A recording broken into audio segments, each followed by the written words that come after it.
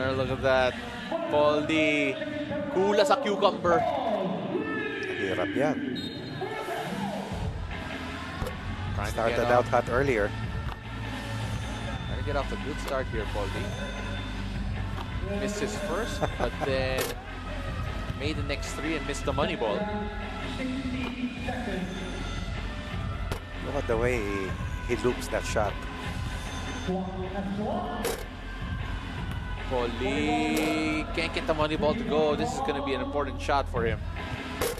Oh, and he misses. It's not turning out well here for Paul. So far.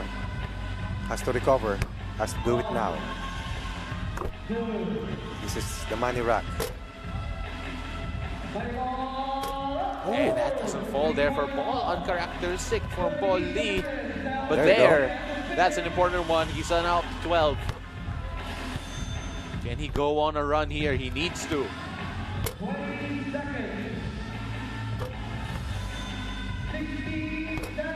He's now up to 16. If he gets this all perfect, he goes up to 22. Nakita mo, may X pa. Oh.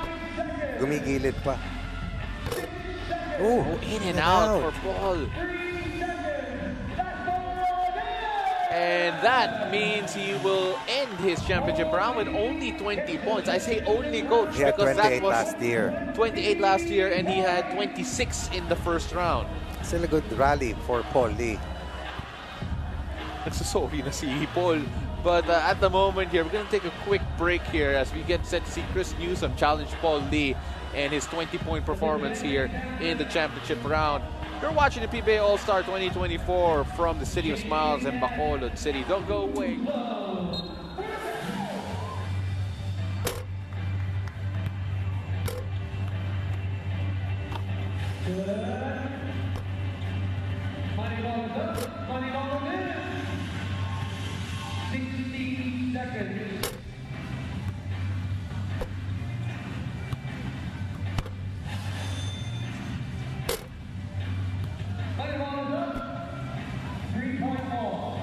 Well, Chris Newsome is right now in the middle of his three-point attempt here. Three-point shootout attempt wherein he is actually also trailing here. Score to beat was 20. And a chance for Paul Lee to stay alive here unless Chris Newsome rallies here in the back end. As that goes in and out. And he gets a big three-pointer to go. Still has a chance to catch up with Paul Lee's 20. But has to get into a good flow here. The last few remaining balls. Here's Newsome and gets 12. that. But you know what, coach? Di aabot, ano? Di aabot kasi 19 yung max na makakuha ni Chris Newsome here. So Paul Lee is still sitting pretty at 20.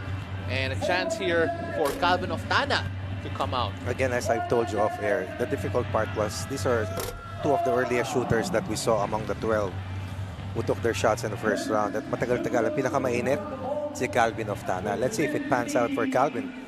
Chris will come up short. So Paul Lee is still safe with his 20-point effort. Take it from his right. The hottest in terms of yung first round at itong final round. Let's see if it works well for Calvin Oftana. Will we have a new champion? We'll find out soon enough. Calvin Oftana gets going here. No need to rush. Chance for the money ball. That's 3 out of 6 for the first round. 17 points away. 16, 15, 14.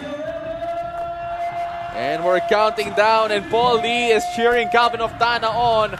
He needs the money rack, though. Paul Lee feels it. Calvin Oftana starting to feel it as well. Calvin gets that. 5 away. Oh, that's good. And Calvin Oftana needs 3 more. 1, 2 more for the championship. And Calvin Oftana is the new king. Again, he was the hottest. Konti lang yung in between. Did not have to wait. And it worked well for Calvin Oftana. Will dethrone Paul Lee and will win this competition for the first time in his very young PBA career. 25 for Calvin Oftana. And Paul Lee is there to celebrate with him. That's respect. Paulie handing over the throne to Calvin Oftana, who had to beat the top 2 scorers. 28 points for Newsome in the first round, 26 for Paulie. Oftana, the last shooter in the first round, made it with 22. 3 points better. Won the title with 2 more racks remaining because of his rally in the second and third racks and hitting the super long ball. And Calvin Oftana coming away with the crown over Paulie, and Paulie graciously handing it over to the young gun of the TNT Tropang Giga. Don't go!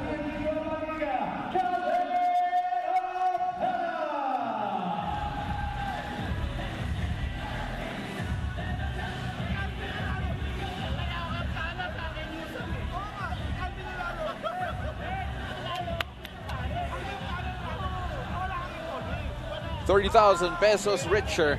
Calvin Oftana coming away with the win over Paul Lee and Chris Newsome. 20 points for Paul, Chris Newsome with 15. Sabi mo nga kanina, Coach, he was a last shooter and kept on his hot streak into the championship round. Had a good flow, and he saw what happened between Paul Lee and Chris Newsome. As we listen in to our 3-point shootout champion. TNT. Calvin, first round 22, second round 25. Usually, bumababa pag second round na. Pero saan mo nakuha yung lakas at determinasyon na agawin yung corona kay Paul? Siguro dahil nauna sila sa akin at saka may advantage ako na para mag-focus pa. Pero nothing against them. Those guys are shooters. Shooter shoots. Ganun talaga yun. Yung sa second round at championship round, siguro nakinit lang. Now, what does this championship mean to you? Gaano ka-importante sa'yo? You know, from the All-Star, you can call yourself a champion. It's a blessing and it's a privilege na nakuha yung three-point shootout champion ngayon. Pero yun nga, more rooms to improve. Marami ding mintes, so kailangan pang magtrabaho. Chance sa Calvin magpasalamat at magbigay ng mensahe sa lahat ng mga fans dito sa Bacolod. Maraming salamat sa taga Bacolod at saka sa PBA at saka sa mga sponsor natin.